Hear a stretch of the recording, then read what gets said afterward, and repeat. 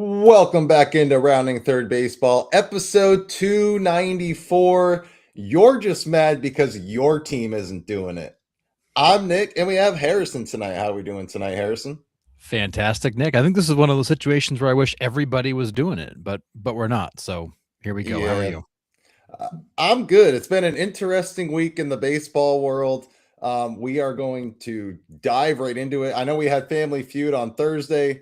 The news broke about Kyle Tucker, and Harrison and I are like, we're popping back on to talk about this. It's too fresh. Like, let's just get our first reactions to it. But we are going to dive deeper into it and some other big signings that dropped this week. So before we do that, make sure you follow and like us on Facebook. You can subscribe on YouTube. You can also follow on Instagram, Rumble, and TikTok. You can also listen on Spotify and Apple Podcasts or wherever you get your podcasts. We also have our affiliate sponsors, Logitech, MLB Shop, and Lids. You can find these links on the tops of all of our socials in our link tree. So if you do any shopping with these companies, please do it through our links as we get a nice little kickback with no additional cost to you. Just a great way to support the show.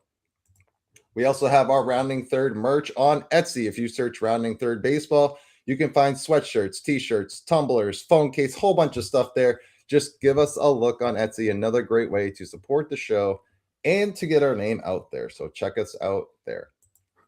And also on Patreon, this is where we post exclusive content. We let them know of upcoming guests that we have coming on.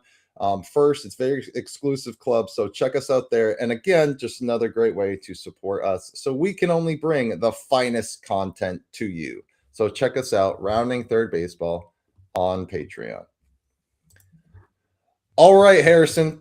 Kyle Tucker to the Dodgers, 4 years, $240 million. Here is the breakdown.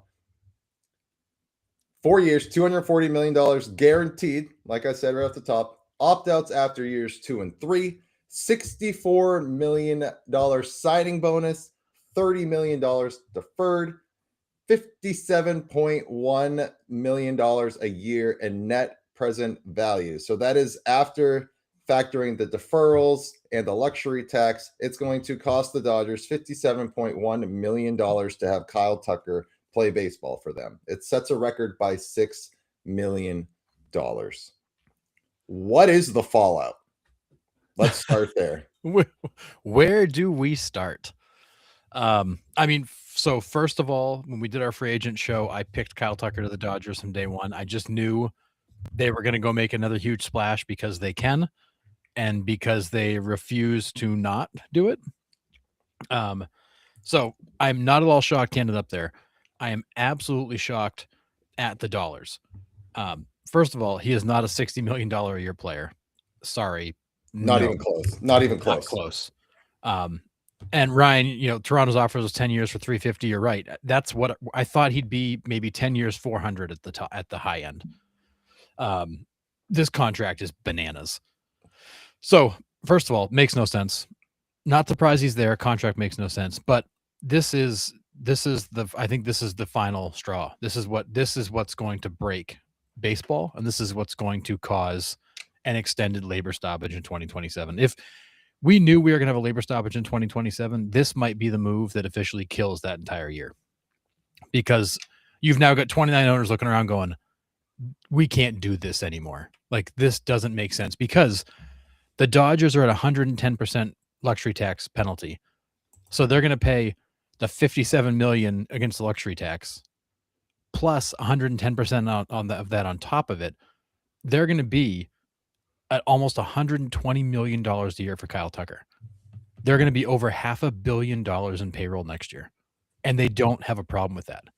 There's only 4 teams in baseball that make $500 million a year in revenue, and these guys are going to spend that on payroll. It's broken. Yeah, this deal alone, and I mean, we can even get to the Bichette one later because that one's astronomical, I think, as well. There's no way we have baseball in 2027. I'm going to say it right now. Both sides are so far apart. We saw how the lockout was handled last time, and they didn't even really have quote unquote big things to talk about. No. this is so out of control, and both sides are so far apart that baseball's non-existent in 2027. And I hope it doesn't spill over into 2028. But at this point, the owners are already losing money, right? We've talked about that. A lot of owners across the league are losing money every year. And they're not going to have a problem sitting out until this is fixed. Be like, hey, you want us to spend? That's great. Like, go ahead, put in a floor. I didn't make any money last year, so I can't even get to the floor. Like, how are you going to fix that? Yeah. Oh, and honestly, the more I've Mike Reed coming in with the Moyer. Yeah, right up top, kind of hidden in the cash up there. Yeah. It's raining cash all over Jamie Moyer because Kyle Tucker just hit the bag. And honestly, I have not been a proponent of a salary cap. I've felt like a much stiffer luxury tax would be better. But the fact that the Dodgers are willing to spend 110% in penalty alone tells me there is no threshold that's too much. There is no luxury tax that will be punitive enough to stop them from doing what they're doing. You're going to have to fight for a salary cap. You're going to have to ruin the 2027 baseball season to fight for a salary cap because the Dodgers just thumbed their nose at the luxury tax rules. It's a 110% penalty. We don't care.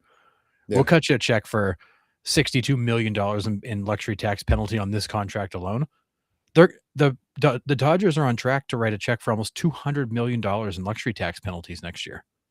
Mm-hmm. Like, let that sink in. That is almost the luxury tax level on its own. Like, that's almost the whole luxury tax payroll, and they're going to pay that in penalties alone.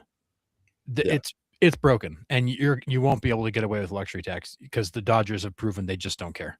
Yeah, I was talking to Ryan. Ryan sent us a message during the weekend, and I said, I was like, the luxury tax threshold needs some Viagra because it's not stiff enough, right? The penalty's not stiff enough. I don't think you can get it there with the Dodgers. I mean, you have to make it so astronomically punitive that the Dodgers have to stay under it. You know what I mean? At that point, like, you might as well go for a cap. I mean, fair, but like you can make it punitive where like, hey, if you're above the 110% threshold, you cannot sign free agents. I mean, something like that punitive, right? Because then they have a good farm. So this is kind of a bad scenario. Top farm system. Right.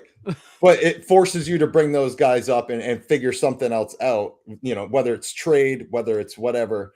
But once you hit that 110% threshold, you can't sign free agents. Something like so over the top that they won't be able to do it.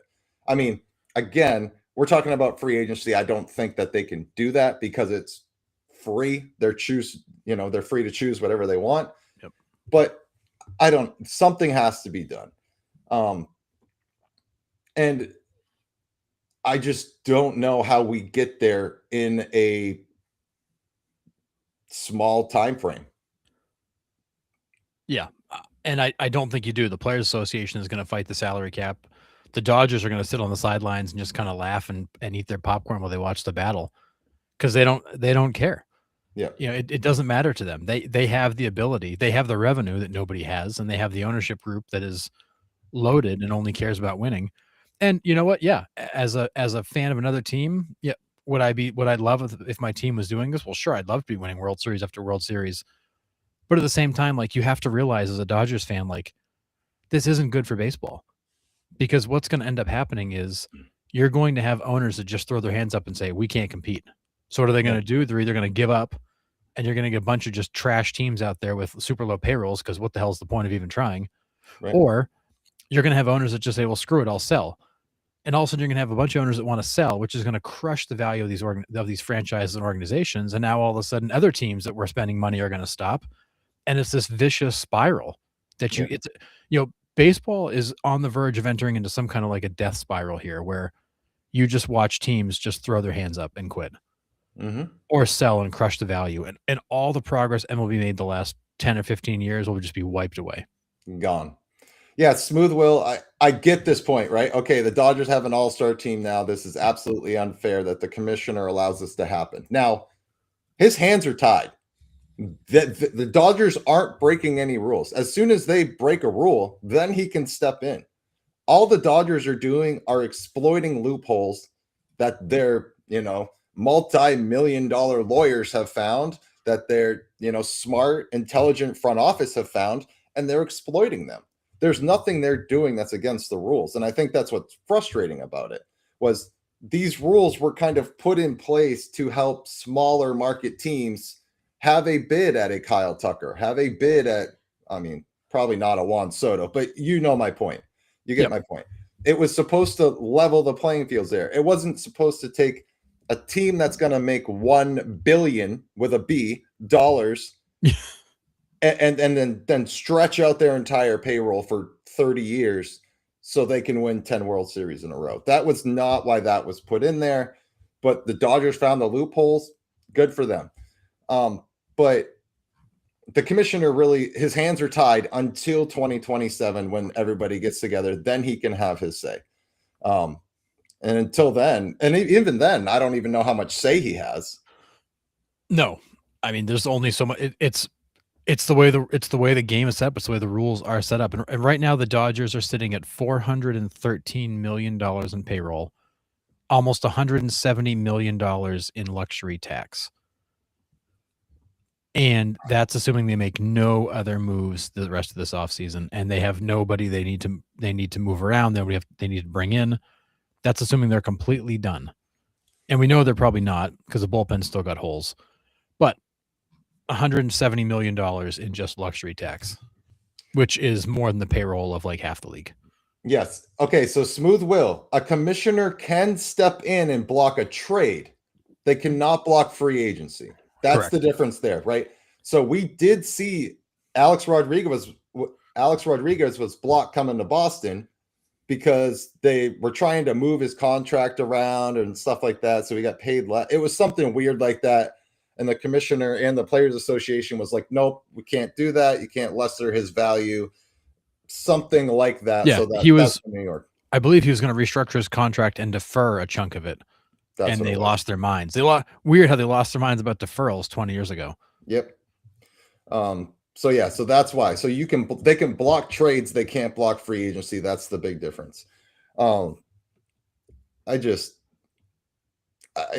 a lot. I don't know. Doug says salaries in all sports have been out of control for years. The insanity of these contracts is and has been spiraling out of control. Put in a hard salary cap. And I was against it, right? We've kind of been against it. We've been for a more punitive luxury tax because, that does help the smaller market teams. It's supposed to help the smaller market teams. So instead of them pocketing it, they need to turn around and spend it on their organization. I think some of them aren't.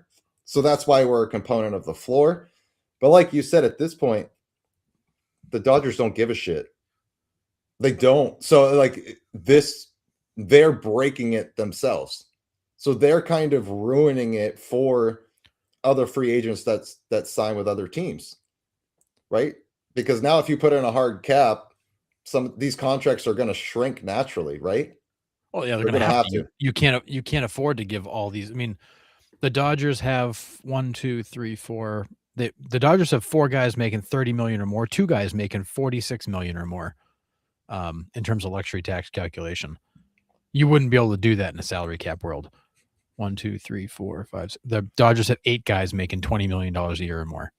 Yeah, I mean you wouldn't be able to make that work under a salary cap environment. And honestly, you look at the NFL playoffs going on this weekend, and you've got teams in the playoffs that last year were terrible, and this year they're in the playoffs. And that's the beauty of that cap system, is that you got to structure the team right. You got to hit on it.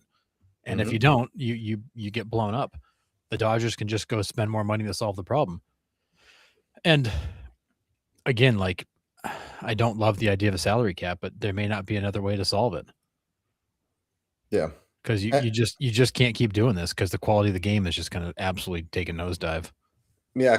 Curtis says, I don't see a salary cap. I just see MLB doing what they do best, craptastic PR. Yeah.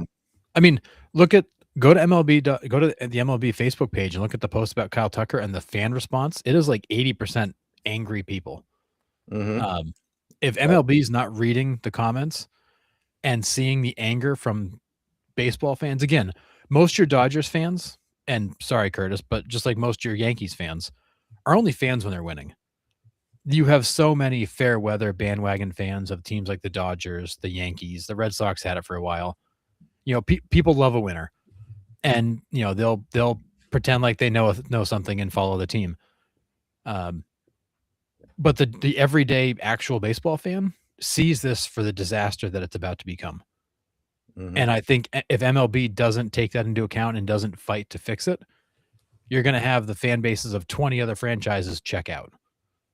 Because what the hell is the point of watching a game that I know my team is never going to win? If they haven't already. I've seen Fair so enough. many people already say, like, I'm kind of done with baseball. Yep. I'm done. Jeff Passan put out a quote. I think this is absolutely incredible. He hit the nail on the head. He said, quote, "I think the anger from baseball fans is understandable. It's illustrative of where the game is right now and what both owners and players need to do as the competitive bargaining agreement expires on December 1st. Baseball needs to listen to its fans. And what the fans are saying right now is they feel like this game is unfair," end quote. Yep. And that's when you look at the Facebook groups and the responses to the Facebook posts on MLB, that's the response. The majority of fans are absolutely, they're frustrated, they're irritated, they're disappointed. And you're going to have a lot of people that just say, well, screw it. What's the point? Like, why am I even watching this game? Yeah. I mean, as a Red Sox fan, I have been frustrated with how the front office has handled things. But after watching the Dodgers, I don't blame the Red Sox one bit for taking a back seat now and just being like, you know what? Like, we're not going to go to that extreme. Like, that's silly. Like, why put our franchise in that position when, like, even though they are the Boston Red Sox, they don't have the cash flow that the Los Angeles Dodgers do. And maybe the Yankees are looking at it that way too. I mean, the Blue Jays have money. They offered 10 years, 350 to Tucker. That's a hell of a deal. And you're giving the guy a long-term deal. And still no. Right? I mean, are you going to turn down $62 million in a year? No. No. And then 64 million just to sign your name? No, I'm not. Yeah, I mean, it'd be insane. It would be insane to not.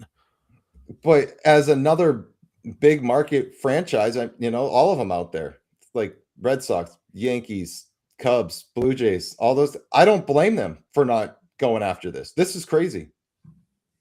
I mean, Cohen should have had him wrapped with a bow, offering him $50 million a year when we thought that was crazy. And still wasn't enough. That is an issue. That's a problem. Oh, yeah. $50 million a year doesn't win you the bid. And not only that, but let's be honest again. Let's go back to the fact that Kyle Tucker isn't that good. He isn't that good a player. Like, Kyle Tucker is a very good outfielder. He is not elite. I would say he is a tier below, and he has not had a great season in a couple of years. Yeah. I mean, this is an insane overpay. And this was just the Dodgers saying, we're just going to make an offer we know he can't say no to. Like the old mob moves, you're going to make an offer you can't refuse. That's what they did. And didn't have to. I mean, the Mets weren't even close. I mean, the Mets were at 50 million. You could have given them 51 and probably gotten them. Crazy. Yeah, Captain, the AL team that faces them in the World Series needs to refuse to play them and claim the World Series for themselves.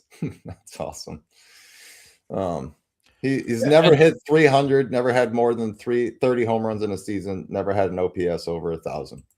Yeah, he's a very good player, but you're paying him more than Juan Soto. I mean, good Lord, paying him more than Aaron Judge. I mean, I saw a great thing earlier today. There was a post going around that he had 3 more home runs and one more RBI than Anthony Volpe last year. I mean, this is not a guy that like lit the world on fire. I thought he was, maybe in the area of like a Vladdy Jr. type contract, but I never saw him getting this because it makes no sense to give him it. Yep. And then Yeah. there's a comment earlier in the chat about all the stuff that's come out about Kyle Tucker from the Chicago Cubs in the last couple of days about the fact that he didn't study the game. He didn't pay attention to the game reports. He didn't watch film. He didn't take extra BP, checked his phone, like didn't seem to care. And the general consensus among the Cubs was he's not the kind of guy you want to go to war with. He's just there going through the motions to go home. He doesn't love the game. He's not a grinder. He's just kind of going through the motions. And that's not the kind of guy you want to give $60 million to either. No, not. Ask Anthony Rendon about that. Yeah. I'm going to bring this question back up to you, Harrison, but I have, an opinion on it. Did Shohei Ohtani break the market? Because Shohei Ohtani signed, Juan Soto signed, and then now you got this astronomical deal with Kyle Tucker. Did the Ohtani $700 million 10-year deal shatter the market and what we value as a free agent? I mean, Ohtani's contract shouldn't have shattered the market, because if you really look at what you were getting with Ohtani, his contract was not about the baseball player. His contract was about the marketing opportunity. You're not paying Shohei Ohtani $70 million to hit 50 home runs and pitch 40 innings a year. Like, that's not what that contract is about. That contract was about bringing a country with you. So it shouldn't have, because they're not apples to apples. Those are completely different things. But I think it might have, because it's still a comp out there. People are still seeing what Shohei does and going, well, he's making 70. It makes me worth like 35 or 40. We thought Bregman was getting overpaid. We thought Bellinger asking for $37 million was insane. Now they look like discounts. they look like the bargain bin. I mean, should Shohei's contract, should it have broken baseball? No. Has it? It might have, and that might be where we're at. Yeah, Captain, it's definitely not a player problem. I don't blame the players one bit. If someone's like, Nick, come to my team and here's $64 million a year, I'm there in a flash. I'm taking my own private jet there, and I don't even have one. So, like, right. Yes, I'm getting there, right? It's not a player problem. If someone's willing to pay it, I'm taking it 1,000%. Yeah. But and Captain asked back here, what's the next big? Who is the next big free agent next year for the Dodgers? It's Skubal. Skubal's going to LA. Yeah, Skubal will get a 10-year, $1 billion contract, and I mean, anything is possible at this point. But I think, to piggyback off the point about Shohei, this point by Russell is really important. I think Shohei just started. It started the trend of the Dodgers realizing that, hey, like, we can do whatever the hell we want.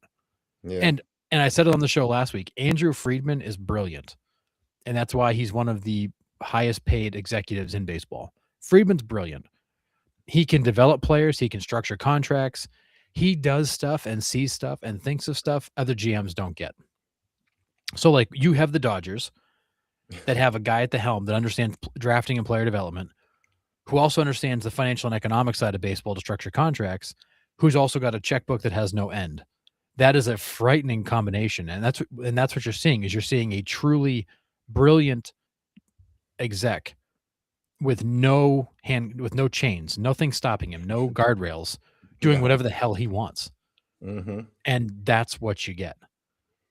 But again, we can sit here and bitch all we want. There's nothing they're doing that is against the rules. There's nothing here that says they can't do it. The problem is they've exploited all the holes and made this so painfully obvious that the platform that baseball has been built on is broken, that now I don't know how you come back from it. Right. And the fact that they don't have a budget, right? They have indisposable money. It's never ending. Like, it is filling up faster than they can spend it, which is crazy because they're spending it like insane amounts of money every year. But that safe is just, that one's full. Let's just start filling up. It's like Scrooge McDuck, man. Like, they're just jumping into the pile of money. Yeah, it's crazy. Yeah, it's just all those factors into one makes them an absolute powerhouse. And as much as it's not the Dodgers' fault, it is the Dodgers' fault, right? I mean, like, they can't help that they have 12 billionaire owners there with indisposable incomes that they can just have free reign. And they're smart enough to exploit the system. And they're smart enough to get these free agents here to build a dynasty. Like, they're doing what they're supposed to do for their team, their fan base, their organization, right? Yep. But if you're looking at the big picture, the MLB as a whole, it is terrible for the game. And you can't convince me otherwise. Yeah. It's like being in an office fantasy league and nobody in the office knows anything about baseball. I mean, there's some truth. And this is an interesting point, Joshua, because I think Scooble is absolutely, if I'm Scooble, I'm scared of this. This is bad timing for him because he's going to become a free agent right in the face of this lockout. So we will likely go into the lockout because you're not going to sign Scooble to a massive contract in the month and a half before the lockout starts. No chance. If you're Scooble, you're going to go into the lockout with no contract, with no idea where you're going next, with no idea what the rules are going to be. If I'm Scooble, I would be trying like hell to get something signed so that I know coming out of the back end of this, I'm okay. Not that I don't think there's a job for him out there, but if you lose a whole year of baseball, what does the market look like when you try to come back? And when does it start up? And do you have any time to negotiate a contract? Like, that's a weird spot to be in. Mm-hmm. Yeah. I saw like a post of what Paul Skeen's possible free agent contract would look like if he came up and it was still in the current state it's in now. And we're looking at the first $1 billion player possibly. Like, Paul Skeens is going to have ownership in whatever team he goes to because that's the only way they're going to be able to pay him. Just crazy, man. He's going to get what Caleb Williams wanted, which is ownership of the team. Yeah. It's crazy. And yeah, I mean, Diamond Talk, let's hope somebody picks them off in October. A Dodgers three-peat with a looming lockout ahead would be icing on the cake. And yeah, right. If the Dodgers win 3 straight going into the lockout, you just nailed it, Diamond, right? Like, absolutely. Right. Now the other 29 owners are like, okay, yeah, we're here for the long haul. I don't care what you guys are going to tell me. We're not signing this CBA. There's no chance. Go ahead. You can say your piece, but we're not listening. And they're ready to hold out. I know all of them are. They're tired of this. They have to be. They are, but I don't know what it looks like when you go 3 months, 4 months, 6 months with no baseball. Like, how long are the owners going to sit there with staffs and organizations to run and minor league systems to run and be able to just hold out? There's some organizations that won't matter. They'll be fine. Right. Others that are going to be like, oh my God, are we going to make it? See, I think the owners have all the leverage here because, as we said before, right now we're talking about the top 1% of baseball players, right? The Players Association has to look out for the 100% of baseball players. So that is everybody that's in their union. That means the guys that are bench players, the guys that are not everyday players, they also have to look out for their well-being. And sitting out and not getting paid is terrible for those players as well. I mean, the guys at the top, they're just like, all right, well, I'll just go home and swim in my cash on my bed for a year and call it good. But there's other guys that need that income. I mean, granted, it's still league minimums, what, $775,000. So they're not like struggling, but it's still their income, their living that they're messing with. So I think, honestly, for me, the owners have all the leverage here. The Players Association is going to get pressure from the players at some point being like, hey, why aren't we getting this done? Like, we're just talking about Shohei, Soto, and Tucker breaking the market here. Like, the other 2,000 players in the league or whatever, we need to get back on the field so we can start getting paid again. Yeah. So for me, I think right at this moment, this could all change tomorrow. The owners have the leverage going into the lockout. They do, but I think the same point is the MLBPA is pretty well capitalized. So if this thing drags on, those guys that are at the bottom of the salary totem pole, I think they can fund them for a while. So I think the Players Association is prepared to dig in for a while here, and has the money to do so.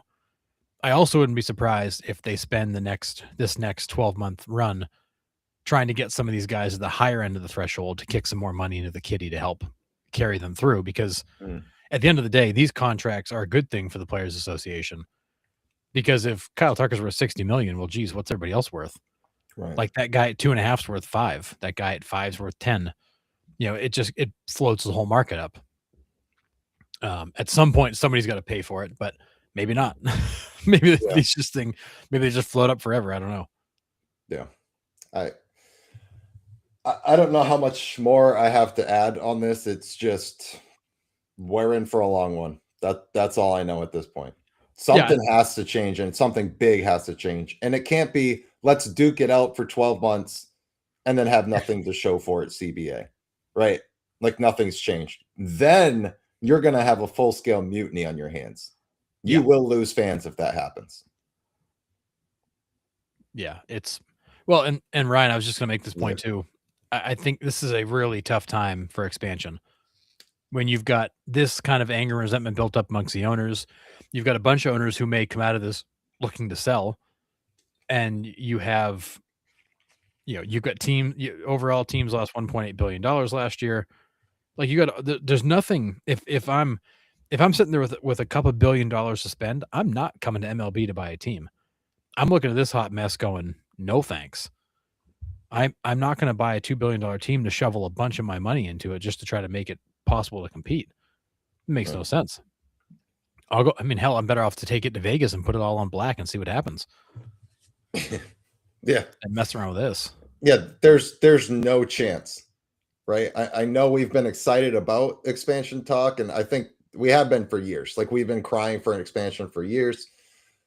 This is the worst timing possible. It's bad timing. Manfred wants to leave by 2029 as well. That's not happening. We might still be locked out in 2029. Yeah.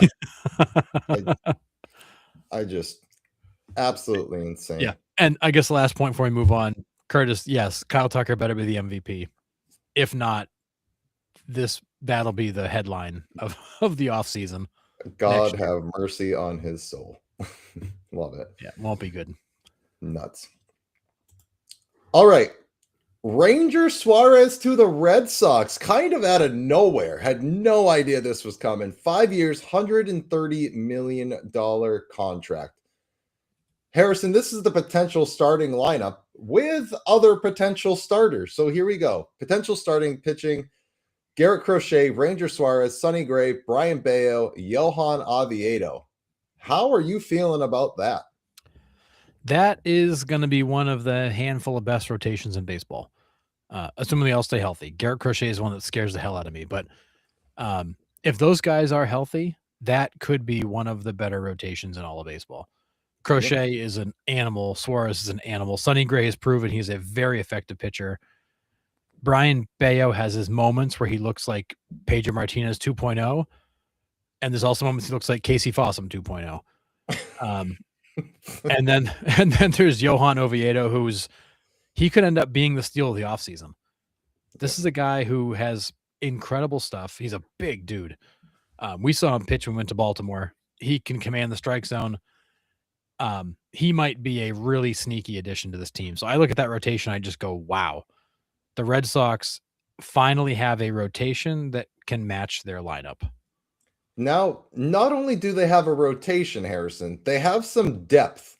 Yeah. Other potential starters: Cutter Crawford, Connolly Early, Peyton Tolley, Kyle Harrison, Patrick Sandoval. Now, Patrick Sandoval, huge question mark because injuries, coming off the Tommy John. We were supposed to see him late in the season last year. I don't think we did. He might have made a couple appearances. I don't quite remember. Kyle Harrison hasn't really been the same since his second year with the Giants, but got him in that deal with Devers. Tolley and Early, I love, and Cutter Crawford can eat some innings if he's healthy. So there's great depth there. Yeah. But, if we look at the back half of last year, Tolley ended up in the bullpen when Early came up and started dealing, which I don't hate having Tolley in the bullpen, a lefty that can throw gas. I don't. It's just not good for his development to stick him in the bullpen. I mean, I'd rather see him, pitching at the major league level out of the bullpen than blowing guys away at AAA.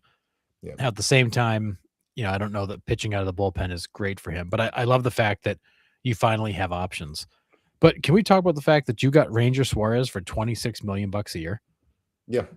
I mean, that might be the bargain of the free agency period. If that's all it was going to cost, 5 years and 130 to get Ranger Suarez, why was he not already signed somewhere?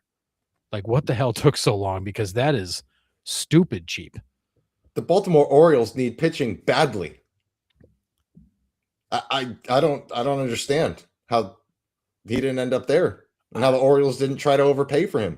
I don't get it. I mean, when I saw that contract, I was like, oh my God. And I did the math. I'm like, wait a second.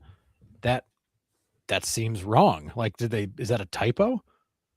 But no, that's and the dude's a savage in the playoffs. That'll shut you up. Yeah. Yeah. Maybe. We still need a third baseman, but we'll see. And honestly, like that lineup, even when Bregman was out last year, that lineup was fine. Yeah. Like you look at that lineup now with that outfield, Duran, Rafaela, Abreu, you got Roman Anthony back healthy. You've still got Trevor Story. You're going to have Contreras now. That lineup without Bregman was fine last year. I mean, that team will still score a bunch of runs. Yeah. They're finally going to be able to stop giving up so many runs. The thing with the Red Sox worries me the most is can they catch the ball? Because that hurt them so much last year. Just the errors that just dragged innings on. They need to solidify that. And this is the other thing, Mike. Ranger could have just picked Boston over everybody else. But yeah, I mean, I think this could be. He has lost a little bit of his velocity, but we have Andrew Bailey. He's not necessarily a velocity pitching coach. He likes to pitch batters backwards. So maybe Suarez kind of fell in love with that and liked what the game plan was for Bailey. We don't know what happens in these free agent negotiations, right? They lay out a plan, but I mean, we'll see. And what I will say about the velo thing with Ranger Suarez, he's lost a mile per hour like every year for the last couple of years. He's actually gotten better each year the last couple of years too. Because what I read is that some of the loss in velo they think might just be mechanical, but part of it may also be intentional because his ERA dropped almost a full point when he started to back off on the max effort and started to just pitch. When he realized that his 93 was fine and he stopped trying to gas it up, his command got better, his off-speed pitches got better, his breaking pitches had much higher spin rates. He's been a better pitcher as he's lost velocity. And I think it's because the trade-off's been command. He still pitches inside. He pitches inside like better than almost anybody in the league to right-handers. And he's not even throwing that hard. But then he throws that little changeup outside, makes you look like a fool. He's like a left-handed Greg Maddux in his approach. He will bust you inside the whole time with a fastball that doesn't deserve it. And then he'll make you look foolish with the changeup. Yeah. Yeah. Does he have it and not need it, or did he lose it? It's tough to tell, but I mean, his ERAs have gone from 4.18 to 3.46 to 3.20. He has gotten better as his velo's dropped because his command has been so much better. Yep. Yeah, it feels like when you brought in David Price a little bit. I hope it's not the same result. But, oh God, please tell me this turns out better than David Price.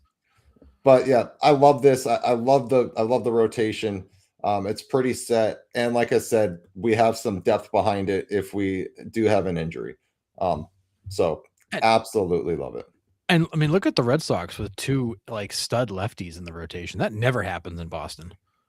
No, never happens in Boston. They've always gone right-handed heavy because they wanted more lefties to try to take the monster out of play. But we all know left-handed pitching, it doesn't matter in that ballpark. Left-handed pitching is hard to hit everywhere. Yep, agree. All right, let's dive into Bo Bichette and the Mets. Speaking of an overreaction. Goodness. 3 years, $126 million with opt-outs after year one and year two.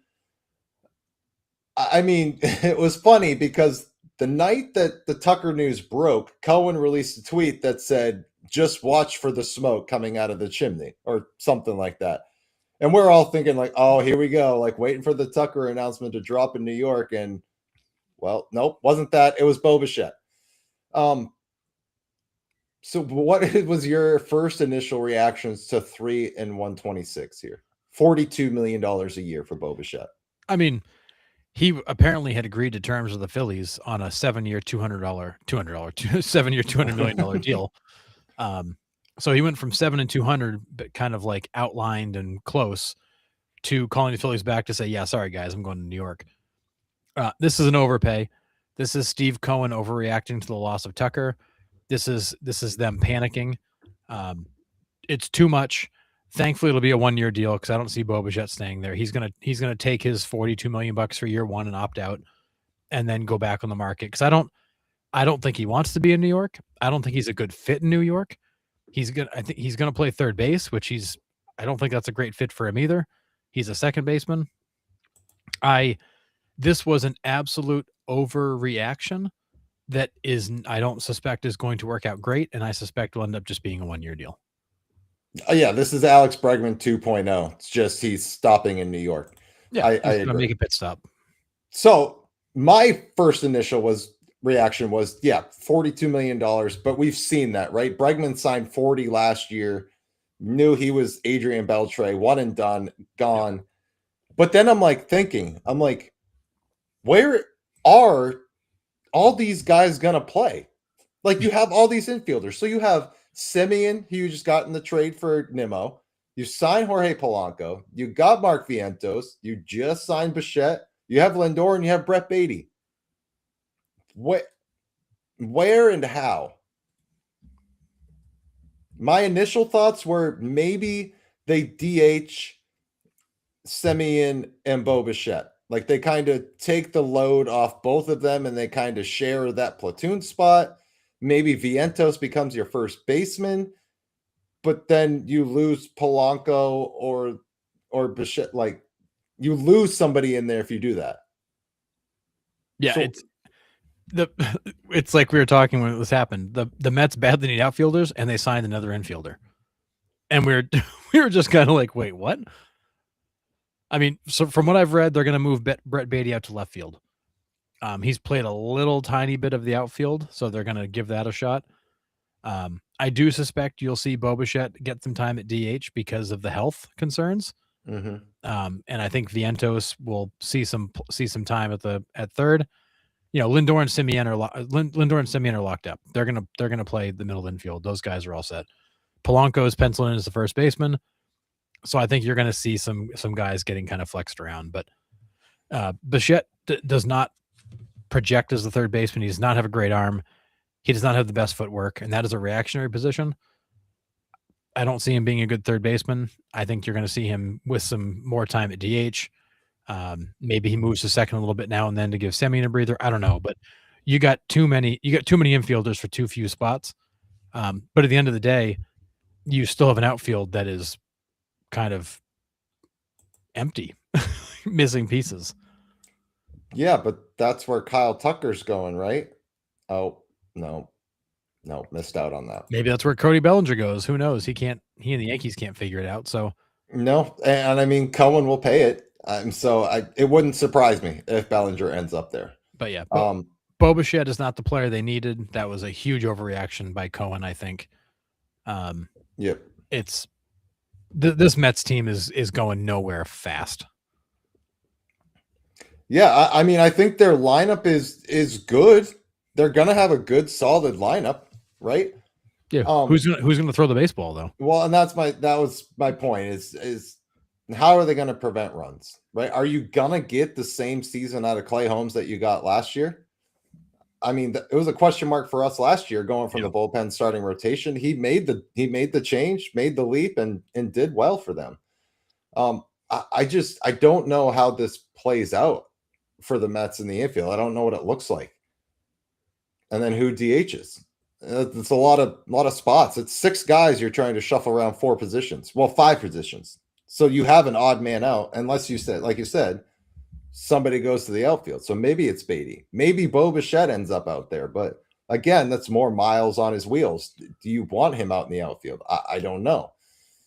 I mean, as a kind of independent observer of the Mets, I have 2 major questions. Who's going to pitch for you? And who's going to catch the ball? I mean, when you look at this group of players, Bichette, not great defensively. Vientos, not great defensively. Semyon, not great defensively. Polanco, not great defensively. You've got an infield full of guys that are all okay on a good day. Very little range among them, except for Lindor. The only guy with any range is Lindor. Nobody else in that infield's got any range. You've got a bunch of weak arms. You got a bunch of guys that are prone to make mistakes, and an outfield that's still not complete. It's yeah, they're gonna hit the ball. That's about all they're gonna do right now. They can't pitch and they can't catch. I mean, there's still some outfielders out on the free agent market. Do they bring back Harrison Bader? That's a guy that can catch the ball. That's a guy that can go get it. He can go get it. Do they trade for Byron Buxton? I mean, Buxton might look at this and be like, okay, I'm going to waive my no trade clause. Yeah. He'll be great for 45 games. Well, I mean, he'd fit right in, wouldn't he? He would. So, I mean, are the Mets done? No. But as that lineup looks right now, I look at the Bo Bichette signing and I just go, what are you guys doing? Like, you're still not addressing your problems. No. And like you said, it was are you pretending like they're not there or what? Yeah, like you said, just complete overreaction. Like, we didn't get this guy, and the Phillies didn't get him, so that's a win-win for us. So, right, yeah. right, yeah. It's going to be interesting. Really Lindor to DH more. I think it's, as much as we're sitting here being like, what is going to happen? It is going to play itself out, right? Oh yeah. Maybe Beatty does work out in the outfield, and you don't have to worry about it. And then you just rotate these guys through the DH spot because there is flexibility. So maybe that's what you do, just to keep the Miles and their legs fresh. Just be like, hey, Frankie, you're just DHing today. Don't worry about taking ground balls. Get ready in the cage, and then we'll see you at the game. That's it. Bo, you're playing second today. Marcus, you're DHing, right? It is a good way to kind of keep people fresh, get them off their feet. So, I mean, maybe it will play out, but like we said, pitching, man, you're banking on Devin Williams to close out games for you too, and in the Queens. Eek, I don't know. Tough. I'm not a Mets fan, and I'm getting angry at this because it makes no sense. Yeah, but we'll see. There's still time, but it's a strange signing to me. Mm-hmm. Real Muto back to the Phillies. So I'm finally on the free agent board. Whoop, whoop. Back to the Phillies. 3 years, $45 million with incentives. I think he can make up to 50. I think it's like $5 million in incentives or something like that. But is this a product of the Phillies wanting him back? Is this, there was no market for Real Muto? I mean, there really wasn't any other catchers out there to be compared to. So is this a good deal? I think it's a combination of things. I think it's partially his market. The market was small. The only other team that was linked to him was the Pirates. I think it's partially the fact the Phillies had no better options. And the fact that what we're learning is Adley Rutschman's not available. They're going to keep Adley. He may play first base some. He may DH because Basayo. I mean, neither one of them is necessarily a great catcher, but they're both very good. So Rutschman's not available via trade. They got nobody else really to fill that spot, and he's comfortable. Remuto is comfortable. You know who he is. You know what he does. He's towards the end of his career. He's going to hit towards the bottom of that lineup. But he knows the team. He knows the program. He's got a lot of respect. So I think it's an easy one to go back to. He's not costing you a lot of money.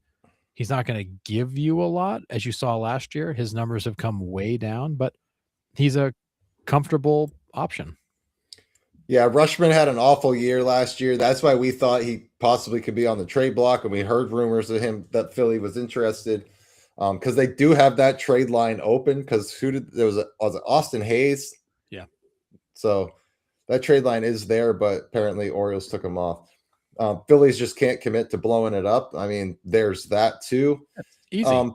Yeah, but it's almost like let's keep the same old gang together, I guess. Yep. Right. And I think it is. It was kind of lack of catcher's market. There really wasn't anybody else out there to have. And then I think the comfortability with the pitching staff. I mean, Sanchez dealt last year. Real Muto's still a decent defensive catcher, if not above average. he's still really good on the defensive side of the ball. So maybe his offense comes back this year. Hard to tell. But that Phillies team is still a massive question mark to me, minus a couple guys, right? Schwarber's still going to hit 50 home runs. Christopher Sanchez is still going to go out and have Cy Young stuff, but not win the Cy Young because Paul Skeens is in the league. So yeah, Paul Skeens still exists.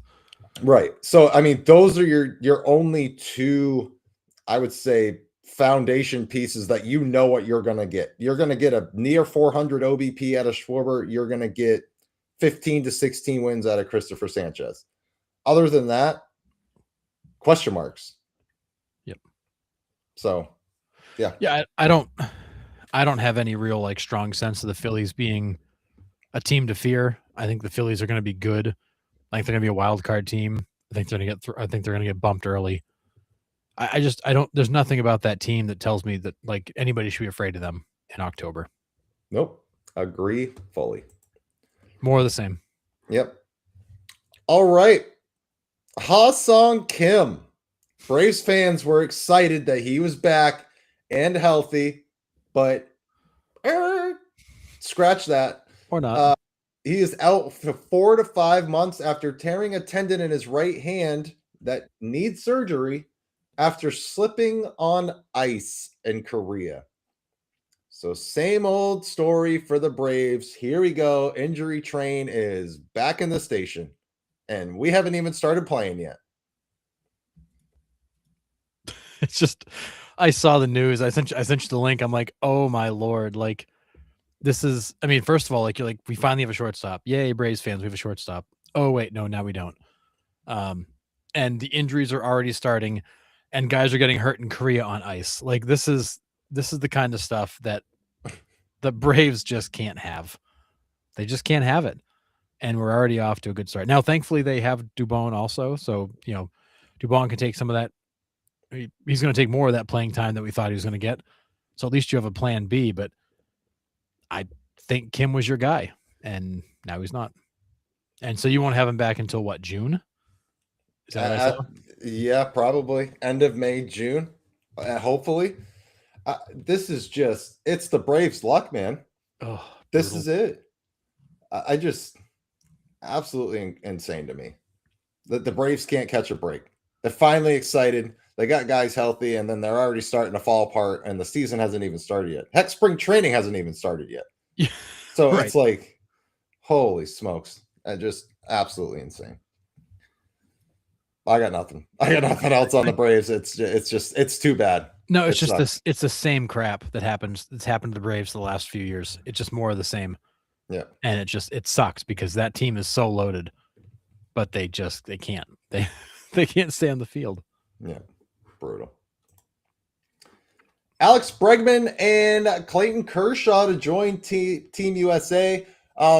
Harrison goes, he sends me a text. He goes, Kershaw's going to pitch in the WBC. I go, well, is he really? I was like, is he there? Your response was, yeah, he's going to be the pitching coach. And I'm like, yeah. I was like, no, they said he's going to pitch. You're like, but is he really? And I'm like, oh, I get what you're doing here. Yeah. Yeah. Right. He's kind of there for like his last hurrah, I think. Will he see some innings? I'm sure he will. Right. He was pretty funny when asked about it. He said, yeah, I'm just there like in case the guys are tired and they need somebody to go. And he goes, I don't have a lot of expectation. Yeah. He's like, I just wanted to go one more time with Team USA. Yeah. And why not, man? Like, this is a lifetime achievement award. Right. And it's a cool way to kind of end your career, though. Right. Like, you're playing in a high level tournament to end your career. This guy, I mean, you would think winning a World Series would do it, but yeah, I mean, this is still pretty dang cool to be like your last hurrah right here. So cool. Good for him. Yeah, I think it's cool. I'm glad that Bregman waited until after he signed to announce this. I think it would have been a little weird to announce it before. And then let your new employer know you weren't going to be around. Yeah. But love Alex Bregman on Team USA. Team USA looking good. So. Team USA is stacked. Like that team is like, we can talk about the DR, but holy cow, Team USA is stacked. I can't wait to see all those guys on the same field. It's going to be fun to watch, man. It's going to be must-see TV at friggin' 4 o'clock in the morning. I'm here for it. I might just take those 2 weeks off and just watch the baseball 24/7. So That's our March Madness. yeah, 1,000%. So pretty awesome. All right, fellas and ladies in the chat. I got a lot of help from Baseball History Dork with this. This is kind of a trial run. I kind of want to make this an ongoing series, but have different players involved with this. So what's going to happen is I pull up a slide, and I read, but you have two choices at the end of each slide to continue the story down a different path. So if you've ever read a Choose Your Own Adventure book, this is essentially what this is. So it's going to be pretty cool. I'm kind of anxious to see how it works out, and how Barry Bonds goes down this path. So which path will you take Barry Bonds down? So Harrison hasn't seen this either. So he's going to kind of play along. I want you to vote in the private chat as well, Harrison, as we go through this. So I hope you guys like it. You guys are going to vote, like I said, at the end of each slide. You'll see how it works. So hopefully you enjoy it. But again, thank you to Forrest and Baseball History Dork for helping me out with this. Absolutely incredible. So here we go. The Prodigy. It's 1985. You just finished a brilliant career at Arizona State University. Scouts call you a five-tool player. You were so highly sought after that you left after your junior year to enter the MLB draft. You're drafted 6th overall in the first round. If that weren't enough of a spotlight already, you come with a bit of chosen one baggage. You are the son of Bobby Bonds, and Willie Mays is your godfather. You picture your entire career laid out before you. What kind of ball player do you want to be? Choice A, you fully embrace the expectations and comparisons. Or choice B, you decide to prove everyone wrong by doing it your way. So in the chat, I need you to put A or B.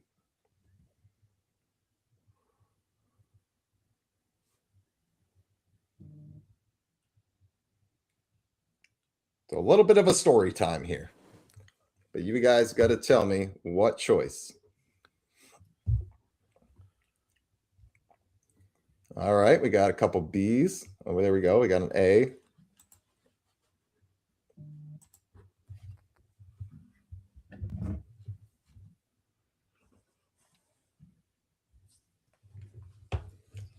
All right, we got go big or go home.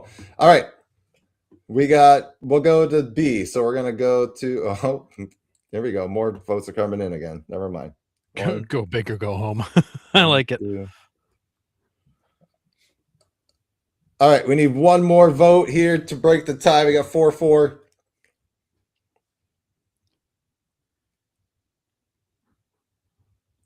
We'll go with the overriding vote. Choice B. Here we go. The Rebel Star. You're determined to not live in anyone's shadow, but you get tired of the constant comparisons and questions about your father and Willie Mays. It affects how you talk to the media and your performance on the field. You play with an edge, confident, sometimes brash. Some fans love it, some don't. Doesn't matter to you. Your stats don't lie. Then you reach free agency. You can, choice A, stay where you are and dominate quietly. Or choice B, go to the intense spotlight of a baseball-obsessed market.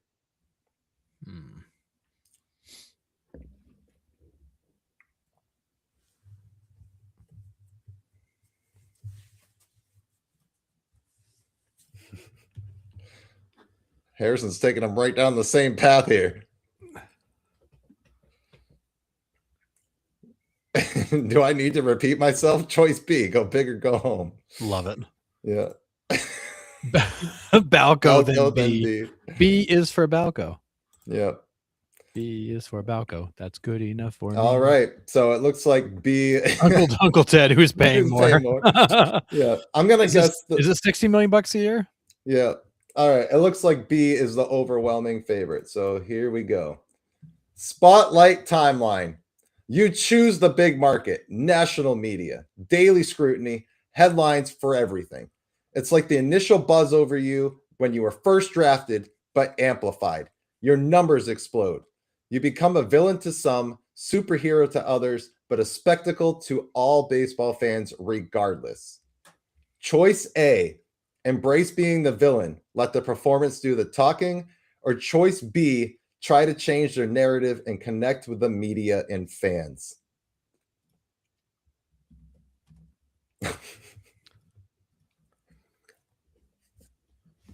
Always.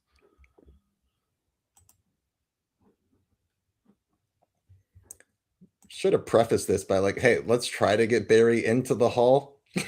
Nah. Nah. Nah. Joseph. That is an emphatic A. Yeah. Insert the why not both gif here. Yeah, that's both. awesome. BOAF. Both. Both. All right. Looks like it's A. So going to section 8.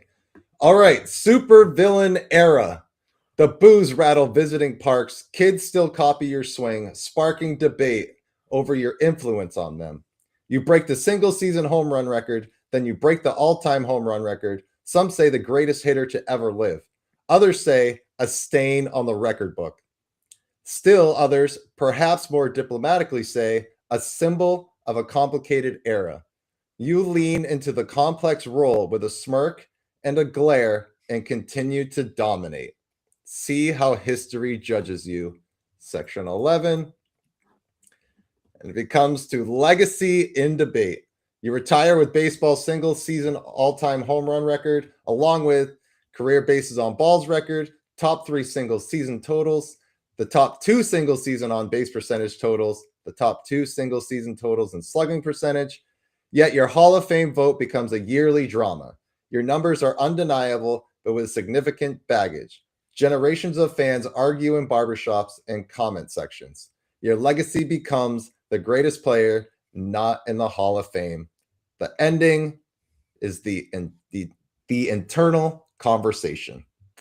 So you guys let him down the same path. We marched Barry right through the same career path. Yeah. So now we should go back and do it, but answer it the opposite each time and see where we end up. All right. So we're going to go back through it. So we're going to just pick the opposite of every decision we made. Okay. So you chose B for this first one, correct? Yeah, we chose B. So we're going to embrace the expectations. Okay. We're embracing the expectations. So you're the chosen one. You decide to lean into your inheritance, but you don't take anything for granted. Your early years develop smoothly. Gold Glove, Silver Slugger, MVP awards, and joining the 30-30 club, of which your father was a member 5 times over, your godfather twice. You develop a reputation as a brilliant player on both sides of the ball. You're highly driven, but demanding and distant as a teammate. Baseball is changing. League-wide home run totals are ballooning, as are some of the muscles of some of the biggest stars. First, there are whispers, then they get louder. Choice A, you ignore the noise and stay focused on speed, defense, and balance. Choice B, you decide the game is changing, you'll change with it. Let's go choice. I'm voting for choice A. Let's keep Smallberry. Let's go Smallberry. The balanced legend.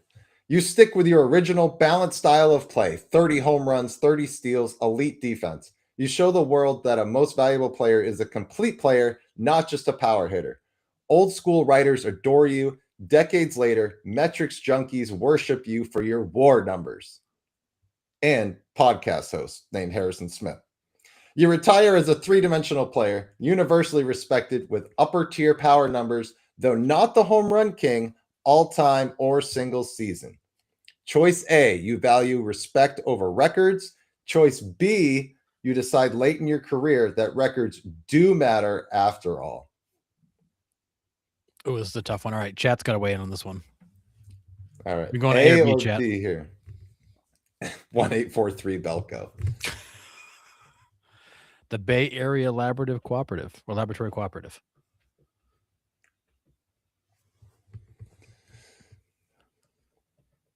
What's your choice on this one, Harrison? We have an A. We have a B. I want to go A because I'd love to know like what would have happened to Barry if he just like stayed as good as he was in Pittsburgh. Okay. All right. We'll stay A. The pure baseball poet. You're remembered for the perfect left-handed swing, grace in the outfield, speed and power without controversy. Kids learn your name the same way they learn Aaron, Mantle, and your godfather, Willie Mays. You don't own every record, but you do have something else. Unquestioned love of the game. Ending is the uncomplicated legend. So that is the ending for that one. And instead of going, gentler Barry. Yep. And instead of going through the whole thing, the other path you could have gotten to was the truth teller path. So you talk openly about the era, the pressure, the culture, the competition, and the reality of baseball in the 1990s to the 2000s. Some critics soften, some double down, but most come to realize that the conversation goes well beyond just you. Your career becomes part of baseball's long, complicated history, but it's not the whole story. You become a case study instead of a caricature, or an all-out villain. So the ending is the honest error witness. I like that. Yeah. So that was pretty cool to put together. I hope you guys enjoyed it in the chat. But it's kind of cool to kind of rewrite his career because there's numerous guys we can kind of do this with, like free agency picks and stuff like that. So pretty cool. But yeah, it's funny how we all took Barrett right down the path he went down anyways. Right. It is funny. We're all hungry to be adored. Yeah. So yeah. And Wordman, we're with you too. Like Bonds should no doubt be in the Hall of Fame. It's not like baseball hasn't been a problematic sport over the last 100 years. Everything about him screams Hall of Fame. And we're with you. Right. It was part of baseball history. Like it was 30 years ago. Like it's time to move on. Just shut the book on that era and put it on the bookshelf and put them all in the hall. We're with you. Curtis liked it better than Family Feud. Okay, that's good.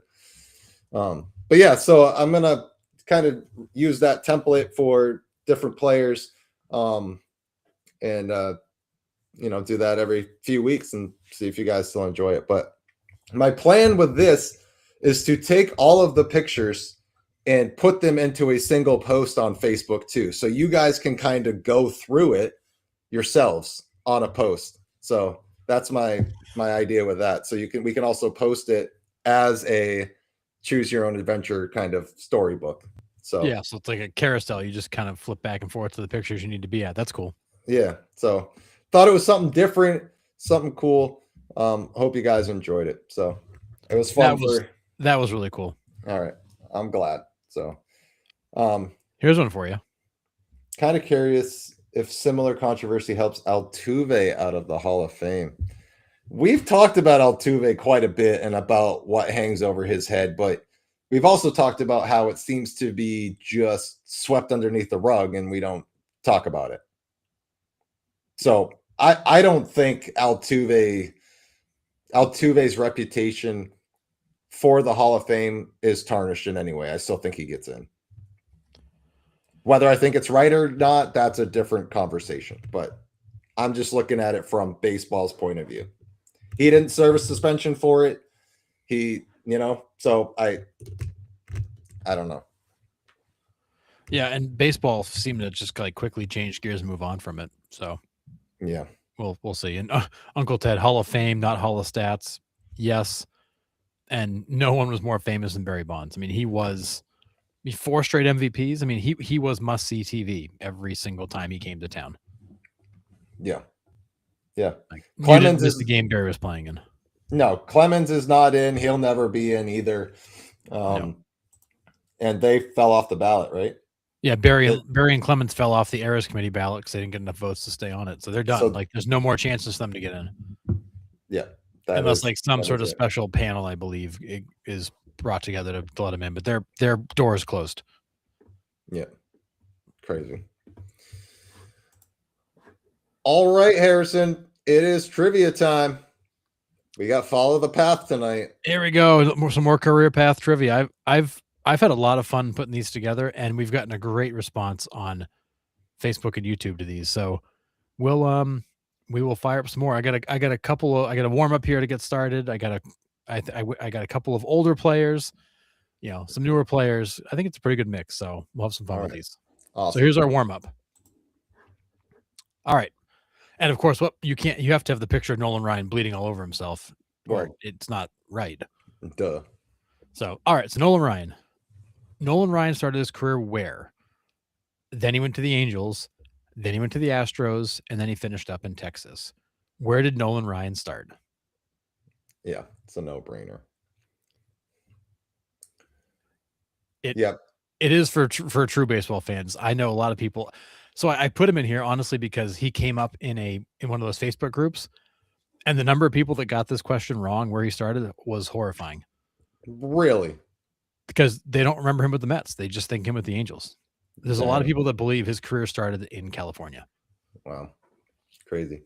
Yeah, for me, it's either this bloody picture or it's just Ventura in a headlock. It's one of those two pictures for him. Yeah, those are fantastic. Yeah, everybody in the chat got it for sure. It is the New York Metropolitans. Good. Nice. All right.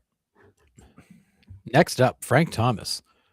Frank Thomas started his career with the Chicago White Sox, then went to the Oakland Athletics, then went to the Toronto Blue Jays, before finishing up his career where?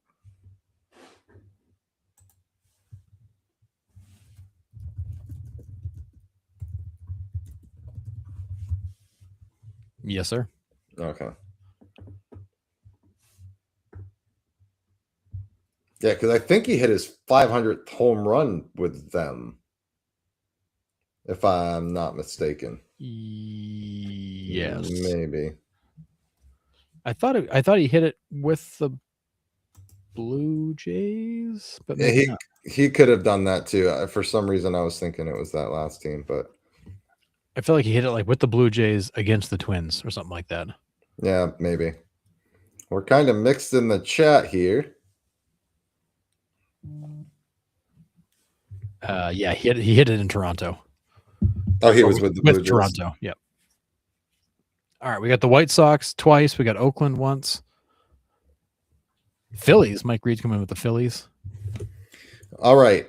We do have a correct answer in here. It is the Oakland A's. Back with the A's. Went back to the A's. Not for long. He was there for 55 games. And he was terrible. Yeah. Then time to hang him up. Big guys don't age well. No. And he wasn't big, man. He was massive. He was gigantic. He was a Buick that stood up. Yeah, facts. All right. A guy we talk quite a bit about on the show recently, Joe Torre. So Joe Torre started his career with the Milwaukee Braves and then moved to the Atlanta Braves and then played for the St. Louis Cardinals before finishing up his career where? Ooh. And if people had a problem with the Cleveland Indians logo, how did that Milwaukee Braves logo ever fly? Right? That's I had to put it in because I'm like, I have to do it. Yeah. Yankees, Mets. Mets sounds right. I don't know on this one. I always think of Torre as a Brave and a Cardinal. Yeah. I don't have a guess.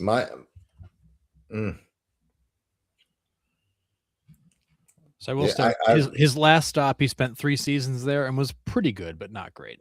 I guess the Mets. I'll go with the chat mostly and say Mets. Yeah, and Uncle Ted, yes, the chops are incredible. I picked this picture solely to show those off. Those sideburns are epic. Pretty great. He should have just had the chops go straight into the mustache, though. That's sick. Yeah, that would have been sick. Anyways, you guys are correct. It was the Mets. All right. Good. He did finish up in New York. Nice. All right. Next up, we got Joe Morgan. Joe Morgan started his career with the Houston Astros, then moved on to the Cincinnati Reds, then went back to Houston, then went here before going to Philadelphia, and then finishing his career with the Oakland Athletics. Where was the fourth stop? I don't think people realize how many teams Joe Morgan played for.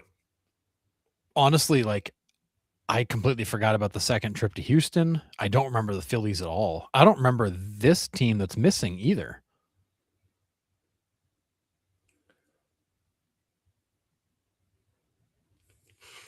Like, I did not appreciate how many stops he made. I don't have a clue, so I'm going to say the Diamondbacks. Because they were definitely around back then. Yeah. For sure. Let's give Chad a minute. Throw some more answers in here. And we got Giants. We got two Giants. We got Cardinals, Giants. Oh, well, Joseph just gave us the year, so he's probably on it. Come on, Joseph. Got Mr. Exact over here. Yeah. He is correct. It was the Giants. Yeah, it was from May 2nd, 1982 until September 27th, 1983 at 9:31 p.m. Eastern Standard Time. But I don't know the exact time, but yeah. Nice job, Joseph. Yeah, Giants. Yeah, and he was really good in San Fran too. Again, West Coast, like, I mean, obviously before my time, and then West Coast baseball, like, we just had no way to watch it. So no idea Joe Morgan was out there. No clue. Nope. He was a 5-WAR player, a second year there. He was a 2-WAR player. I mean, he was really good. And this is how Joseph. This is how he's got it. Yeah, Stratomatic. Okay. Guys. That makes sense. All right. Looks like I'm gonna have to get into it. Not that I don't spend enough time doing podcast stuff, but you know, okay, because I need one more hobby. Yeah, right. Yeah. All right. Guy we talked about a lot lately, Trevor Hoffman, started his career where? Then moved on to the San Diego Padres and then finished up with the Milwaukee Brewers. Where did he get his start?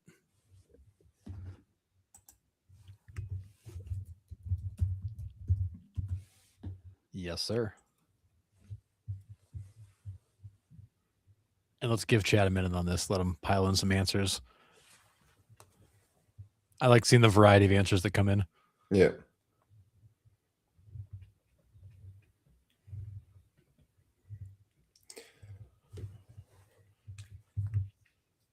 We've got one vote for the Marlins. What else we got, guys?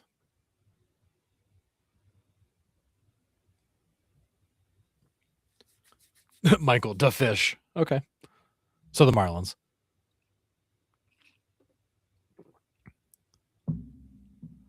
Any other guesses? Seems like a total Mariners thing to do is trade future Hall of Famers away. Mike Reed says the O's. Cap'n says the Mets. All right, we got a variety. All right, let's flip the slide, Nick. It is, in fact, the Marlins. Nice. Yeah, I think he was the only Hall of Famer in the expansion draft.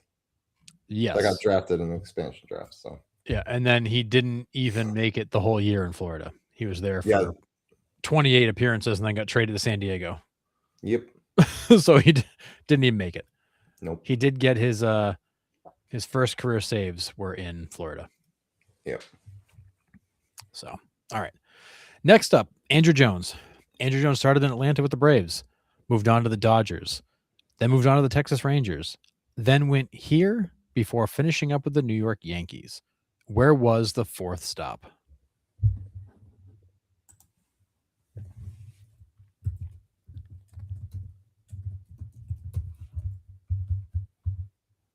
Yes, sir. All right. That was like educated guess. Like vaguely remember that maybe. Again, for Andrew Jones, it's Braves and Yankees for me. Those are the ones I remember, yeah. Yeah. The funny thing is that the one season he spent with this team was actually a pretty good one. He was not good in Texas. He was really not good in New York, but he was good here. What year was he here? 2010. Okay. So 2009 in Texas, 2010 here, and then 11 and 12 he wrapped up with the Yankees. Yep. So we got some guesses in there. We got White Sox, we got KC, we got the Orioles. Got no idea, and I have apparently slept on how good Jones really was. Yeah, he was really stinking good. But yeah, it is the Chicago White Sox. The Sox. Or the Pale Hose, as Joseph called them. Yeah, so that season he hit 230, 19 and 48, played good defense. But actually, that was one of his last few. That was his only good season of his last like 4. Played good defense. Go figure.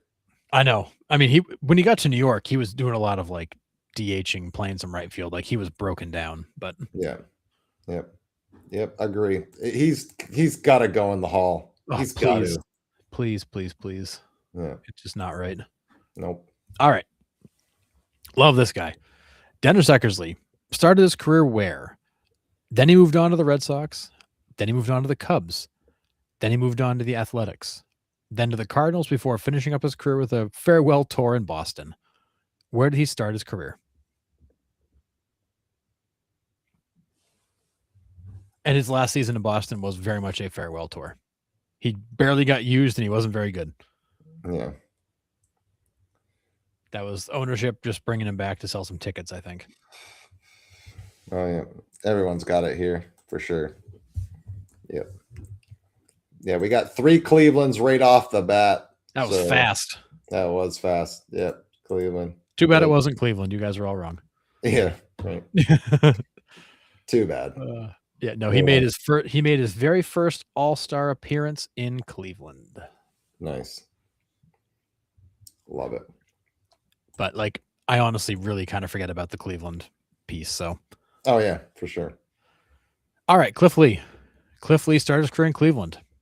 Then he went to the Phillies. Then he went here before moving on to the Texas Rangers and then finishing up his career in Philadelphia. Where was the third stop?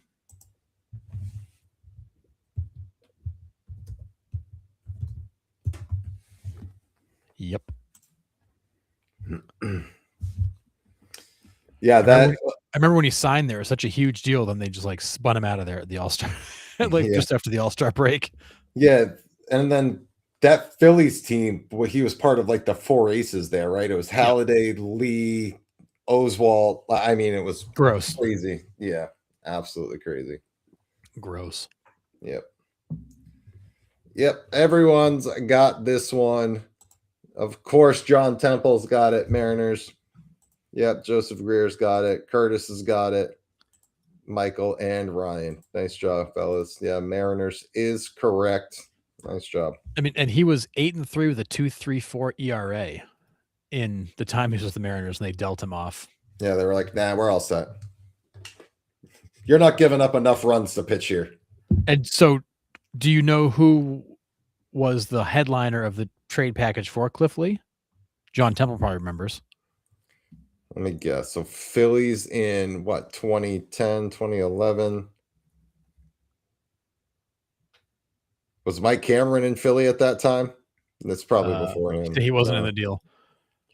Does anybody remember the headliner of the package that went back to Seattle for Cliff Lee? We actually brought him up randomly on the show last show, I think. Yep. John Temple got it. Justin Smoke was the headliner. Of course he was. I had to laugh. I'm like, oh my goodness, I remember that trade. Just thinking, oh man, Smoke's gonna be so good, and he wasn't. Yeah, then he wasn't. And then he wasn't. So we're gonna stay with the Philadelphia theme here. So Cole Hamels started his career in Philadelphia with the Phillies, moved on to the Texas Rangers, then went here before finishing up with the Atlanta Braves. Where was the third stop? Ryan, watch for the smoke. That's what Cohen was talking about. They're going to sign Justin Smoke. Right. Yep. He brought all the smoke. Yep. I love these. Goodness. Phillies, Texas, and that third one.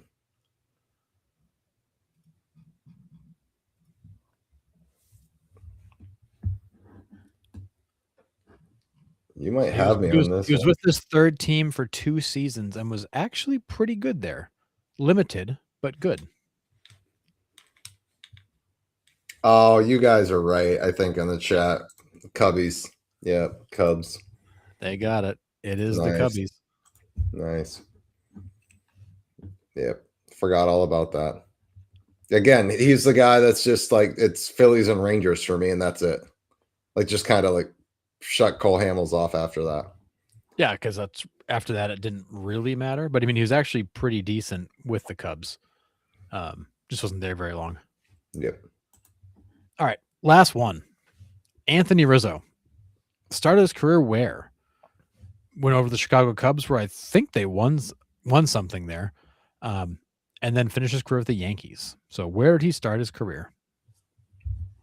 I know this one. If you remember who he got traded for, this is an easy one. Yep. And do you remember who he got traded for, Nick? Was it Peavy? No. Padres. Yeah, everyone's got it in the chat. Drafted by the Padres. No, he was drafted by the Red Sox, and he went in a deal to the Padres. Who would he? Mark Loretta. Was he in the Mark Loretta deal? Let's see. I'm just trying to think of former Padres that became Red Sox. Big left-handed first baseman. We had such a sweet swing. There it is. Adrian Gonzalez. Adrian Gonzalez. So yeah, drafted by the Red Sox in the 6th round. Remember, he had cancer in the minor leagues. That's right. It's like he and Lester were like cancer buddies there for a little while. That's right. And then got shipped out to San Diego for Agon, and then the rest is history because Agon was gone like a year and a half later I forget what package he got thrown into to dump a bad contract, and the Carl Crawford one to LA. Oh, that's right. He was in the Crawford deal to bury that bad contract, and there we go. Yeah. Mm-hmm. Yeah, Joseph, I screwed that up. I brought dishonor to my house. Yeah, 50 points from Gryffindor. Yeah. Yeah, no, you're fine, man. Yeah, Padres. Yeah, it was a sad day for Red Sox because he was the Roman Anthony, if you will, coming up, and we were excited to have him up. And then we shipped him out. But I mean, again, Adrian Gonzalez was a proven talent at that point, so it was like, well, Agon was a freak. Yeah, he was a freak, and he had a season and a half of really good performance. The Red Sox, so they dumped him off to cover a bad contract. Yeah, that Carl Crawford one was brutal. And that was after Crawford spent years beating the crap out of the Red Sox. And then you brought him over and he fell apart. Yeah, running all over us every time we played him. Oh. What did he have? Like 2 games of 6 stolen bases, I think. Both. Dude, he was a one-man wrecking crew against the Red Sox and then came to Boston and sucked. He was terrible. So bad. Crazy. It was a total disaster. Boston gave up on Bagwell too. Yeah, they got a history of that. I mean, but Rizzo was that guy that, like, you heard about him in the minors. He was the next big thing. He was the Roman Anthony at that time. And then he gets traded. We're like, oh great, Gonzo's coming, but like, oh crap, I really wanted to see what this kid could do. And he went on to have a pretty good career for himself. Yeah, absolutely. Joseph, the Klingon High Council have shunned you. Crazy. You guys are too much sometimes. All right. Well, this is the part of the show where you guys can bring up anything else you want to talk about additionally. Harrison, do you have anything to bring up while they are thinking? I mean, I feel like we hit on a lot of stuff through this conversation. So I don't have any like major topics. I did see today, and I'd be curious your take. The Red Sox remain committed to move an outfielder. And there's been discussions about Jarren Duran maybe being more difficult to trade, but also the fact you got Jarren Duran for so much less than market value. So there's discussions around, do you make Rafaela available instead? Because he's signed to the contract that would be really attractive and easy to trade. If you were going to trade a Red Sox outfielder, would you rather trade Duran or Rafaela? Ignore the return. Just which guy would you rather see go? Oh, I wasn't even thinking about the return. I was trying to think of the player because it's hard to overlook what Duran did in 2024. Now, 2025, a little bit of setback. So which Duran is it? Do we have the 2024 Duran or do we have the 2025 Duran? Rafaela is all or nothing at the plate, right? He's either 3 for 4 with 3 bombs or he's 0 for 4 with 4 Ks. Like there's really no in between. The clutch home runs that dude or clutch hits that dude had last year, I love. And his glove is one of the best in the league. It's really hard. I don't know. I really don't. It's a hard one for me. Does Rafaela just turn into Jackie Bradley 2.0? Yeah. That's my worry with him. And my worry with Duran is that 2025 is the Jaron Duran we have. And 2024 is the outlier. Yep. I think at this point I would take the chance on Duran and move Rafaela because of this point, Mike, is Cedon just isn't consistent at the plate yet. He could be, but he's not there yet. And Duran is. Duran can hit the ball, he can run, he can play multiple outfield spots. I mean, more of a left fielder now because of Rafaela, but you don't lose anything putting him in center, I don't think. I mean, you lose a little bit, obviously, because Rafaela is a freak, but I trust Duran at the plate more than I do Rafaela. So, long story long, I'm keeping Duran moving. I'm making Rafaela available. Yeah, I mean, I love the positional flexibility from Rafaela. He could play second base if you need him to. And I think there's a world in which you don't have to trade any of them, and he just becomes your second baseman, and Marcelo Mayer plays third, and everything is good. But I think of the two, I think Rafaela's the guy that I would move from, because I think if last year is the floor for Jaron Duran, that's still better than Rafaela.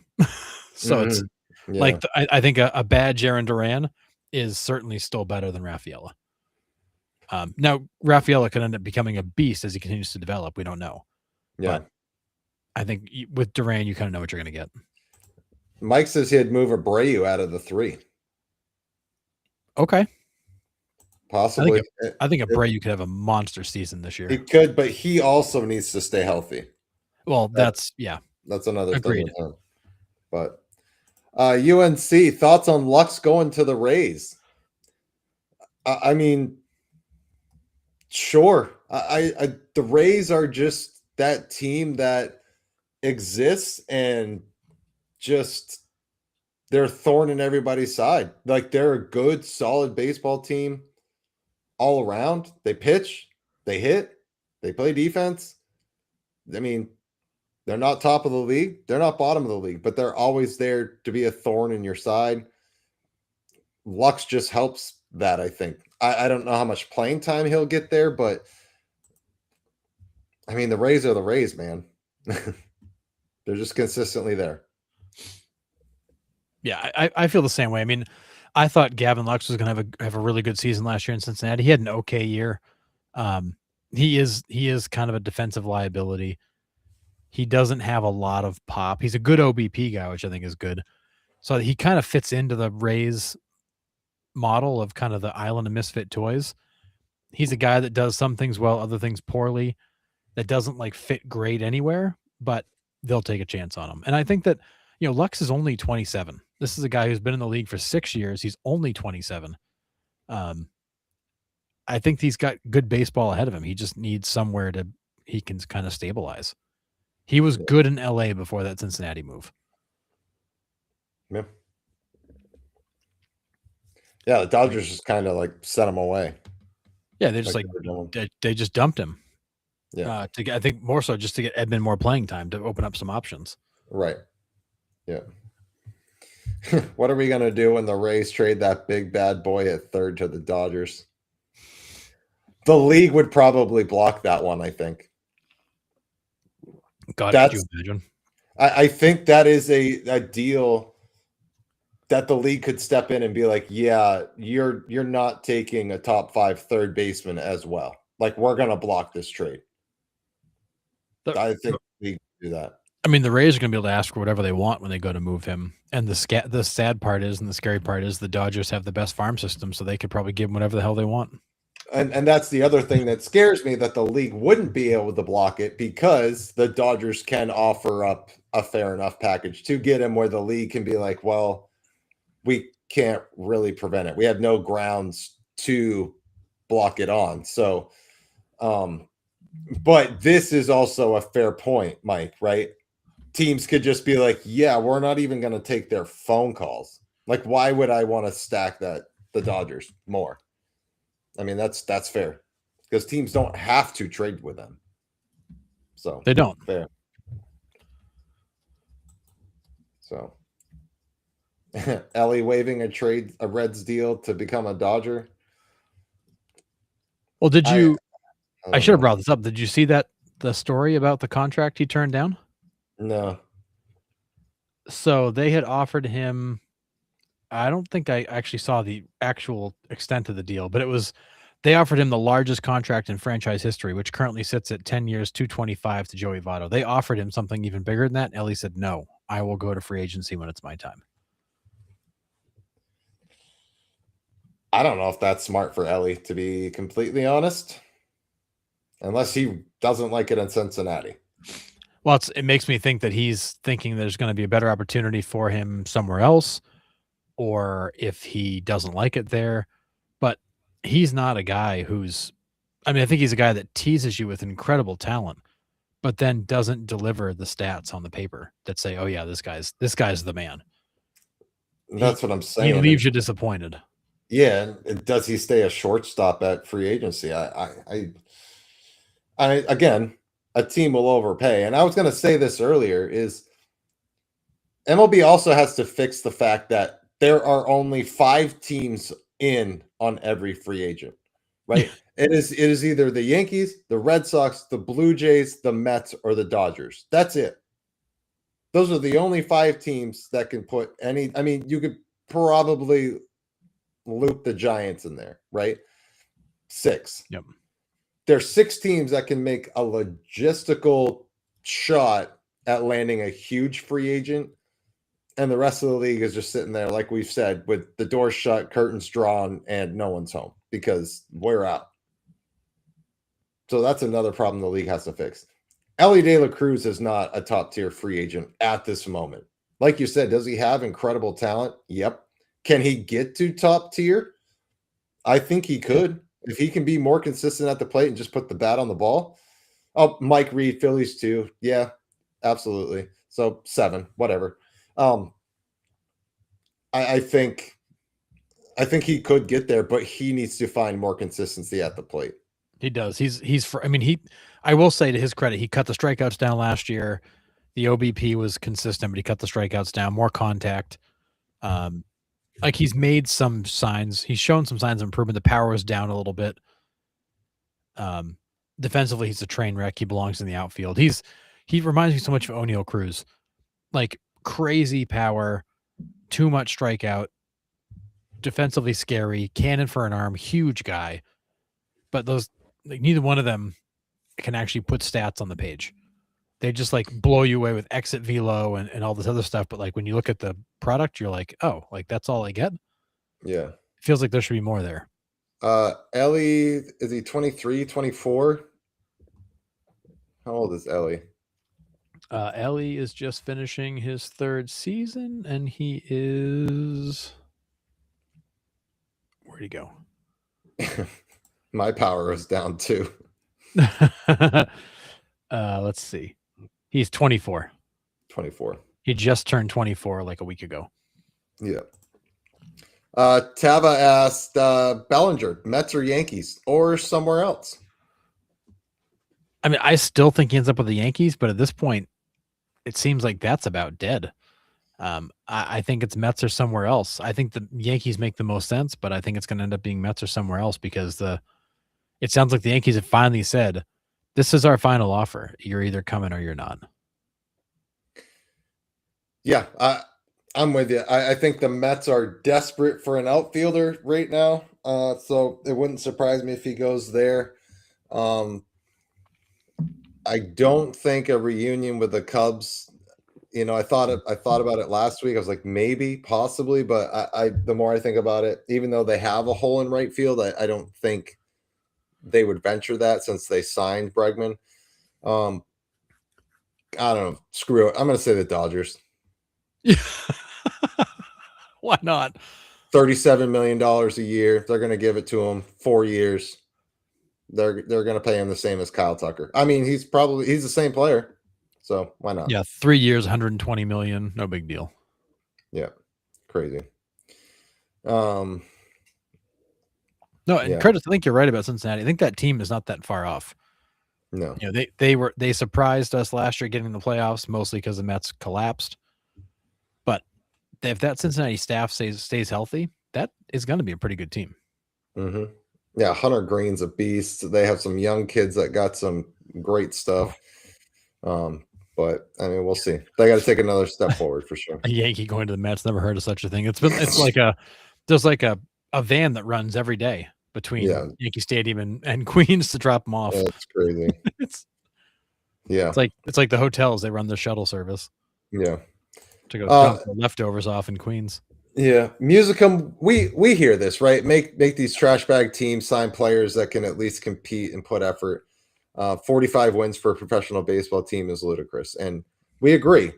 Now, signing players is also an issue for those teams at this point because players don't want to go there. I'd rather retire at 27 than to go play for the Colorado Rockies. Like, no offense, right? But you think about it, like, what are my options? Retire or play for the Rockies? I'm thinking about it. Right? I mean, I think it's hard for those teams to sign a free agent now. Now, the Pirates did it this year for the first time in 13 years or whatever. Good for them. And the Rockies finally signed somebody too. I can't remember who, but it's hard, right? It's really hard for those teams now to sign guys because players don't want to go there. So you have to build from the farm. It's hard to sign guys that don't want to go there. It is. It's hard. We talked about the Pirates, and you're already mentioning it. The fact, like, it's one thing to have money. It's nothing to get people to take your money. And there are teams that just players aren't going to take their money. I mean, the Rockies signed Michael Lorenzen, but it wasn't like he chose to go there. He looked around and goes, okay, this is the only offer I got. I better take it if I want to stay in baseball. Right. And that's why these teams get kind of stuck with what's left. They're fighting for the scraps. Yeah. If the Pirates wanted Pete Alonso was never going to go there. If they made an offer to Kyle Schwarber, he was never going to go there. But, they tried. The Pirates tried, A for effort, as we said. And that's what they got Ryan O'Hearn because he's the fourth or fifth option out of that free agent class, right? You had Alonso, you had Naylor, who got re-signed by the Mariners. Yep.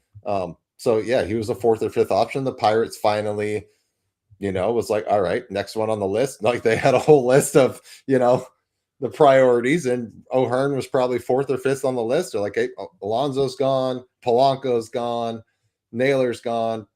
Let's try Ryan O'Hearn, and he signed. So good for them. But yeah, it's gonna be weird. And a guy like O'Hearn, I think, got a little bit more in AAV from the Pirates to make that move. And rightfully so, because as we said, it takes somebody to finally make that first move to get some activity going. But you get paid better for being the first guy to start the trend. Mm-hmm. But you've got to be able to keep it up. Right. And Ryan O'Hearn is not going to turn so many heads that all of a sudden, like, people are lining up to play there. But you got to start somewhere. And you got the All-Star trade with Josh Lowe. That helps too. So it does help. I like it. Yeah, the Pirates baseball history dork says the Pirates made some moves and they'll rocket straight to the tight race for the third wild card slot this year. I mean, that'd be incredible. Yeah. Pirates have some young pitching if they can stay healthy. Obviously Skeens, but they have some other arms in there. Obviously them dealing Oviedo's odd there. But who did they get back for that? The Pirates for Oviedo? Yeah. The password was the big piece. Right. That's right. That's right. The password is the big piece. That's right. Justin Sin Garcia, but not spelt how it sounds. But yeah, I like you said, it's the first move in the correct direction for the Pirates. 1,000%. So You got to start somewhere. You can't. Every trend starts with one. You got to make the first one. yeah, well, and this is a fair point. White Sox made moves too, and they'll fight the AAA Twins for the basement of the AL Central. I mean, if those young kids are ready to go, that White Sox team might actually be a little bit interesting this year. I mean, that pitching staff wasn't terrible. That offense is going to be pretty good, actually, with a full year of Colson Montgomery and Murakami, and you're going to see Teal and all those guys start to come up. I mean, that White Sox team might actually be worth watching. yeah, they have a couple good starters too. Shane Smith, we saw flashes of brilliance from him last year. Nowhere last year. So, I mean, we'll see. We'll see how it plays out. I mean, the AL Central is always a toss-up for me. I was just going to say, I don't rule anything out in the AL Central. I mean, who the hell knows what's going to happen? Yeah, the Rockies just need to do some serious marketing about how super cool the thin atmosphere is in Denver. Well, that would also assume they have a marketing team. And then Ryan says, I want to see 600-foot playoff home runs at Coors. Never going to happen. Unfortunately, not in our lifetime. Rockies have a long road ahead if they want to get that team flipped around. So, and I don't know how they do it with the Dodgers sitting at the top there. Not in the right division for that whatsoever. So they'll still lose over 100. Let's stop. Yeah, I mean, fair. But yeah. I mean, you're not wrong. Yeah. I mean, it is kind of where we're at. Yeah. All right. A whole bunch of us in the chat here. Mariners have the trademark on the word okay. Yeah. Right. Yeah. Yeah. All right. Do you have anything else, Harrison? No, I think that was about it. News-wise, it was really all about the Dodgers and how much fans hate the Dodgers. So I think we covered that pretty well. Yeah, it was Dodgers, Suarez, Bichette, the Mets. That was kind of the big news of the week. But yeah, crazy. We will be back on Thursday night, 9 p.m. Keep your eye out on the page this week for any pop-up shows. If any big news or guests might pop on, we're not sure. So just keep an eye out for that. But again, always an incredible show. We thank you guys so much for taking the time to dedicate to us twice a week. It really is awesome to come here and talk baseball with all you guys. It's the best. Look forward to it all week. And love what we do. Love that we've met you guys and made this community. So it's quite special. It's pretty awesome. So just really appreciate it. So till Thursday, have a good, safe week. And we'll see you Thursday, 9 p.m. Eastern Standard Time.